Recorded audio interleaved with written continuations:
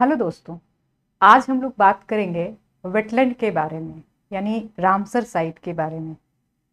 आप लोग जब भी गांव में, पहले अगर गांव देखे होंगे तो जगह जगह पर देखेंगे कि वाटर एरिया रहता था, वाटर जहाँ पे कि बहुत सारे जो स्पीसीज होते थे, तालाब होते थे। तो अब धीरे धीरे जो है ये विलुप्त होता जा रहा है। तो आज अगर आपने न्यूज़ देखा होगा, पढ़ा होगा, तो आपको यह पता चला होगा कि अभी जो है भारत में 3 साइट ऐसे हैं, रामसर साइट में उसको शामिल किया गया है। तो टोटल अब भारत में जो है 85 साइट हो गए हैं।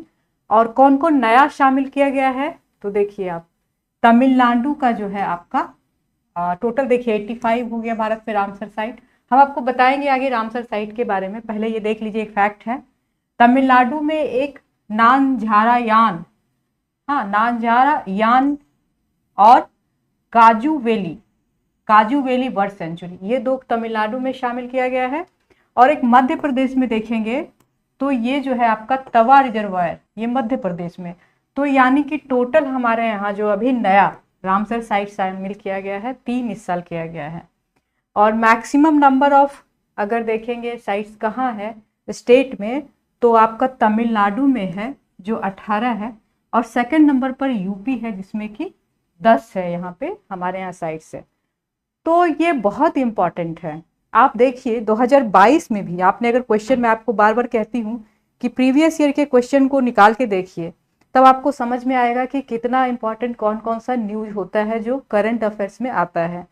तब आप देखिएगी 2022 के प्री में क्वेश्चन देखिएगा, ये पूछा हुआ है आपका कि एक दे दिया गया है कि रेन फॉरेस्ट है, ट्रॉपिकल फॉरेस्ट है, और लंग्स ऑफ द अर्थ।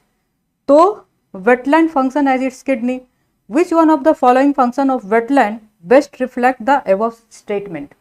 तो जब हम ये स्टेटमेंट कहा गया तो उसमें कौन सा जो है वेटलैंड सबसे ज़्यादा उसमें बताता है, तो उसमें दिया है एग्जाम्पल, आपका 4 ऑप्शन दिया, आप देख लीजिएगा, 2022 का क्वेश्चन है। तो ये जो है बहुत इंपॉर्टेंट सेक्शन है आपका। जब हम देखते हैं इन्वायरमेंट सेक्शन में, तो इन्वायरमेंट एंड इकोलॉजी के सेक्शन में, तो इससे क्वेश्चन आप देखिएगा मेन में भी पूछा हुआ है, प्री में भी, हर एक साल अल्टरनेट करके, या फिर कभी हमेशा या तो मैप से, या तो फिर आपका वेटलैंड के जो उनके कैरेक्टरिस्टिक हैं उससे ये क्वेश्चन हमेशा पूछा जाता है। तो ये बहुत इंपॉर्टेंट है आपके प्री और मेंस दोनों के लिए। तो एक बार आप इसको देख लीजिए, ये पूरे इंडिया के मैप पे आप देख लीजिएगा कि कहाँ पे जो है कौन कौन वेटलैंड साइट है। तो आप देखेंगे तमिलनाडु में सबसे ज्यादा है आपका, और यहाँ पे और 2 नया जुड़ गया है जो मैप में आप देख लीजिएगा, और दूसरा मध्य प्रदेश में जो पहले से था उसमें एक और जुड़ गया है, तवा रिजर्वायर। तो इसको काफी अच्छे से आप लोग देखिएगा। अब देखिए, हम देखते हैं कि रामसर साइट क्या होता है। ये रामसर कहाँ है? रामसर कन्वेंशन हुआ था 1971 में।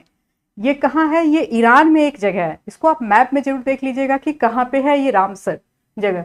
तो ये जो है 1971 में हुआ था, कन्वेंशन हुई थी, जिसमें भारत क्या था उस समय, कॉन्ट्रैक्टिंग पार्टीज था, मतलब एक साइन किया था। लेकिन सिग्नेटरी पार्टी के रूप में आप देखेंगे, एक सिग्नेटरी कब से बना है भारत? 1982 से ये सिग्नेटरी बना है, कि मतलब कंजर्वेशन करेंगे हम, जो है किस लिए बनाया गया कि जो हमारे यहाँ वेटलैंड है उसको आप देखेंगे तेजी से जो है वो लुप्त होता जा रहा है। वेटलैंड बहुत सारा काम करता है, स्थानीय स्तर पर देखेंगे कि वाटर की उपलब्धता को, फिर ग्राउंड वाटर को भी बढ़ाता है, ये ग्राउंड लेवल को भी, वाटर को भी बढ़ाता है, फिर ढेर सारा वहाँ पे खेती के लिए, इरीगेशन के लिए ये बहुत इंपॉर्टेंट होता है। लेकिन धीरे धीरे देख रहे हैं हम कि जैसे जैसे डेवलपमेंट का, जो हम सस्टेनेबल डेवलपमेंट नहीं कहेंगे इसको, जिसके कारण ये जो है इस पर बहुत ज़्यादा प्रेशर पड़ रहा है।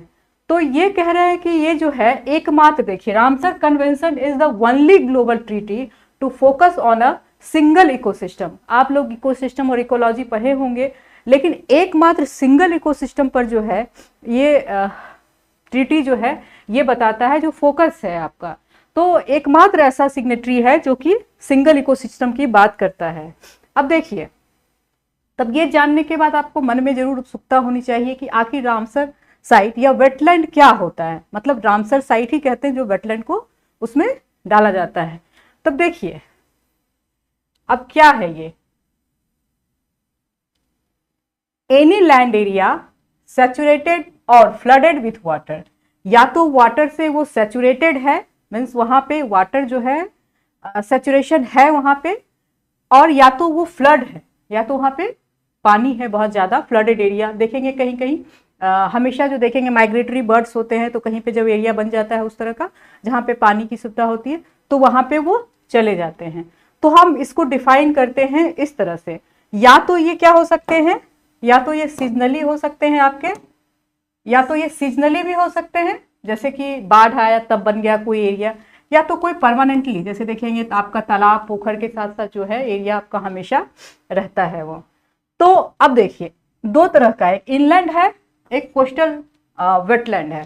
तो इनलैंड में जैसे आप देखेंगे लेक है, रिवर है, स्ट्रीम्स है, मासेज है, पीटलैंड्स है, पॉन्ड्स है, फ्लड प्लेन है और स्वाम्प है और एक्वाफायर्स है। तो ये सबको देख लीजिएगा आप क्या क्या इसको कहते हैं। ये सारे साइट हो गए आपके कौन से, इनलैंड में। देखिए इससे भी क्वेश्चन आप देखेंगे प्रीवियस ईयर में तो पूछा गया है। दूसरा है आपका कोस्टल वेटलैंड और कोस्ट लाइन जितना भी है, फिर मैंग्रोव है आपका, फिर साल्ट मार्सेस है, फिर एस्टरीज है, ये सबका आप परिभाषा देख लीजिएगा, सी ग्रास है, फिर मिडोज है और कोरल रीफ है। ये सारे कौन हो गए आपके जो कोस्टल वेटलैंड है। अब ये दे सकता है कि इनमें से कौन कोस्टल वेटलैंड है और इनमें से कौन जो है आपका इनलैंड वेटलैंड है। तो ये दोनों टाइप के होते हैं और ये आप देखें कि कौन कौन है। अब देखिए अब ये इतना इंपॉर्टेंट क्यों है, वेटलैंड जो है इतना इंपॉर्टेंट क्यों है। तो सबसे पहले तो देखिए ये जो है फ्रेश वाटर देता है इरिगेशन के लिए, पीने के लिए, और फिर क्या है आपका अंडरग्राउंड वाटर के लिए। यहाँ पे जो पानी जमा होते हैं तो धीरे धीरे रिस्क है वो नीचे जाता है। दूसरा है आपका कि फीड ह्यूमैनिटी, मतलब कि आप देखेंगे कि यहाँ पे इस जगह पे बहुत ज़्यादा पैडी की खेती होती है। आप लोग को पता है कि धान की खेती वहाँ पे होती है जहाँ पे पानी बहुत ज़्यादा मात्रा में होती है, वहीं पे हम खेती कर सकते हैं। तो ये जो है 20% ऑफ वर्ल्ड फूड, पूरे दुनिया का 20% जो मतलब खाद्यान्न है, ये जो है आपका वेटलैंड एरिया से ही प्राप्त होता है। तीसरा इंपॉर्टेंट क्या है इसमें आप देखिए, नेचर शॉक एब्जॉर्बर। मान लीजिए कि ये जो है कहीं आपने सुना होगा जब क्या बोलते हैं हरिकेन आता है, या फिर क्या कहते हैं इसको हमारे यहाँ जो है सुनामी या फिर आए, या फिर हरिकेन या फिर चक्रवात आए, तो क्या होता है जो वहाँ पे मतलब जो मैंग्रोव हैं वो क्या करते हैं उसको रोकते हैं। तो ये क्या करता है, एक स्पंज का काम करता है। स्पंज को आप जानते हैं, स्पंज क्या करता है, वो पानी को एब्जॉर्ब कर लेता है और उसके बाद वो रेनफॉल को मीन्स जो है वो पानी को ऊपर नहीं आने देता है। दूसरा क्या है आपका बताया मैंने, जो सुनामी है या हरिकेन है, उससे आपका जब देखेंगे मैंग्रोव ज़्यादा अच्छे से वनस्पति रहता है तो आप देखेंगे कि वो लैंड एरिया को बहुत इफेक्ट नहीं कर पाता है। फिर देखेंगे क्रिटिकल बायोडाइवर्सिटी। ये बायोडाइवर्सिटी आप लोग को पढ़ना ही है, उसको देख लीजिएगा। ये बहुत ज़्यादा क्रिटिकल बायोडाइवर्सिटी है क्योंकि इसमें कहा जाता है कि 1 लाख नोन जो फ्रेश वाटर स्पीसीज हैं वो ब्रीडिंग है यहाँ पे रहते हैं। कुछ ब्रीडिंग करने के लिए यहाँ पे आते हैं, कुछ माइग्रेट करके यहाँ पे आते हैं। आप देखिएगा माइग्रेटरी बर्ड्स आते हैं, उससे भी क्वेश्चन पूछा जाता है। और कुछ जो है यहाँ ब्रीडिंग के लिए, जैसे कछुआ कहाँ जाता है ब्रीडिंग करने के लिए, आप देखेंगे तो इसके लिए भी ये बहुत ज़्यादा इंपॉर्टेंट है बायोडाइवर्सिटी के लिए। और इम्पॉर्टेंट किसके लिए है आपका, सस्टेनेबल प्रोडक्ट्स एंड लिवलीहुड, मतलब जो जैसे कि आपका क्या हुआ, फिशरीज हुआ, एक्वाकल्चर हुआ, उसके बाद क्या है टिम्बर हुआ, उसके बाद क्या है आपका प्लांट हुआ, फॉडर फॉर आपका एनिमल्स के लिए। तो ये सब बहुत ज़्यादा मेडिकल जो प्लांट होते हैं उसके लिए ये सब बहुत इंपॉर्टेंट है। ये देखेंगे तो अपने आप में इसका बहुत ज़्यादा इम्पॉर्टेंस है।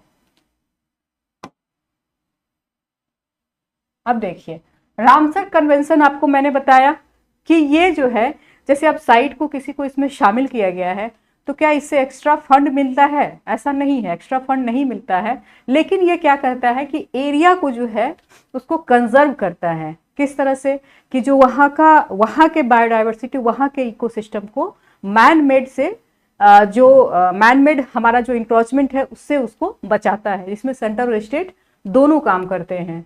तो उसके बाद दूसरा काम क्या करता है, जो लोकल टूरिज्म है वो लोकल स्तर पे बढ़ाने की कोशिश करता है।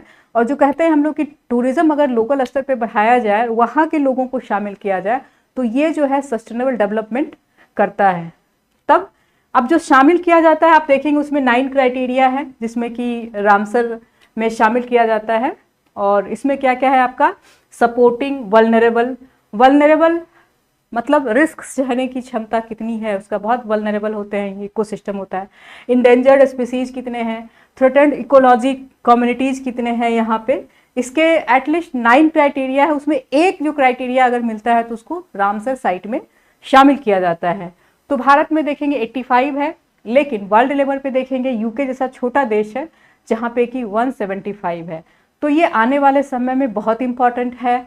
और मैं बता दूं कि इस बार हो सकता है प्री और मेंस दोनों में से क्वेश्चन पूछा जाए, क्योंकि ये one of the most important question for UPSC. और आप देख लीजिएगा कि ये जो है टॉपिक ऐसे भी आप लोगों के लिए बहुत इंपॉर्टेंट है, वैसे भी हम इकोसिस्टम को जानने के लिए, जागरूकता के लिए भी बहुत इंपॉर्टेंट है। तो आज के लिए इतना ही, धन्यवाद।